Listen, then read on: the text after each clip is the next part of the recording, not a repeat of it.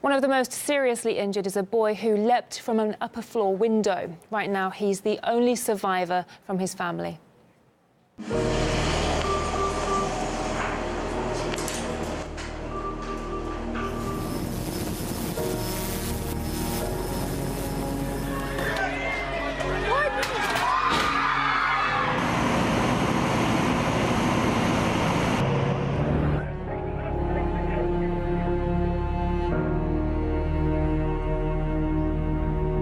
Моей подруги.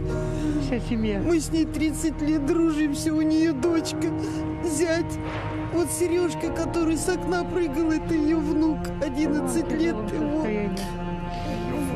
Ее внук 11 лет, он в коме, его в искусственную кому ввели, у него все переломано. А дочка, зять и 4 годика, Сенечка, Ксения, все они здесь погибли.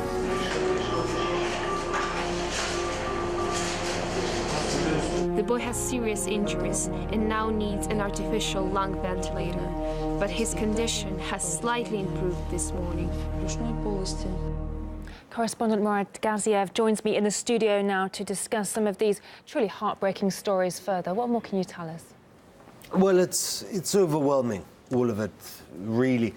You hear one story and you think it couldn't get worse. This is, this is as sad as it can be. And then you hear about another family's tragedy, which is even more heart-wrenching. Take, for example, this group of 8 kids, classmates, who were out on a school trip to Kemerovo, to the big city.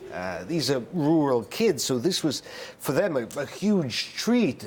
Spring holidays, they're out, they're in this shopping center, they're bowling, they're ice skating, they go to the cinema.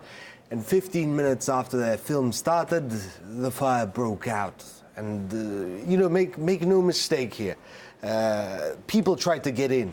Fathers, mothers, relatives, even total strangers tried to get in there and help these people get them out. But they helped only some. Many others never left. Целый класс был, 11 лет ребятишкам, весь класс был в кинотеатре. Она позвонила по телефону, идет дым, мы никого найти не можем, двери закрыты и все. Мы сидели в кинотеатре на 4-м этаже. Просто забежала женщина и закричала, что надо бежать. Все бежали, мы с детьми, нас 7 человек. И мы выбежали, нам никто не может помочь ничем. Но вы не пострадали? Нет. А вообще пострадавшие были? Были, разбивали окна и оттуда прыгали. Много людей прыгало? Много. То есть никакой сирены, ничего не звучало? Нет. А пожар не быстро вообще приехал? Мы вперед убежали. Understand that these kids, these adults, they were trapped. Fire spreads like you wouldn't believe, and the smoke, it isn't just choking, it's deadly, and it fills everything very, very quickly. This is why people were breaking windows in an effort to sort of disperse as much of this smoke as possible to give people a chance to get out. But the fire exits were reportedly blocked. The fire alarm was reportedly, according to authorities, switched off by security at the shopping mall. So by the time people realized something was wrong, it was in many cases too late. And some of these kids were calling their relatives, mothers, fathers, friends, begging them for help, for somebody to come to help, to rescue them. Others posted on their social media profiles saying they were here, that it was bad, please, somebody, please help. A few realizing that nothing was going to save them, that this was it, that they were going to die. They called their relatives, they called their mothers with a final farewell. But, there's one particularly distressing story about a mother and a father who are in Kemerovo right now, waiting to identify the bodies of their 3 girls, 5 and to 11 years old. The father brought them in during the day yesterday to watch a cartoon. He took them to the cinema on the 4th floor and then himself went down to the 1st floor to do whatever it is that he wanted to do. He gets a call from one of his daughters saying there's a fire and that the door was locked, that they couldn't get out. He runs upstairs and there's smoke everywhere.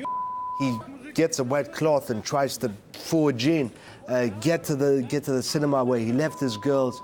He couldn't do it. He ran outside to find rescuers to get some sort of help, by which point, of course, it was too late. They lost all 3 girls. And this is just 2 cases that I've mentioned here. It's truly horrendous. Nevertheless, people did try to help, and even those that didn't lose any relatives, there's invisible shock.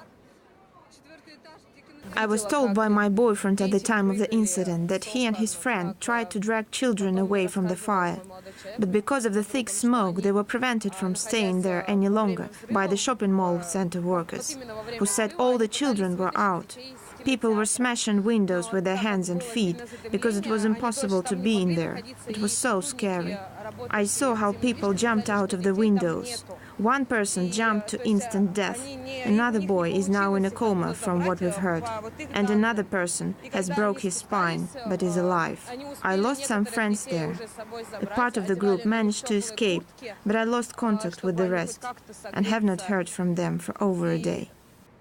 These stories are so difficult to listen to, and I'm sure I speak for all of us when we say our hearts go out to everybody involved in this fatal, well, tragic occurrence in the city there. Murad Gaziev, thank you.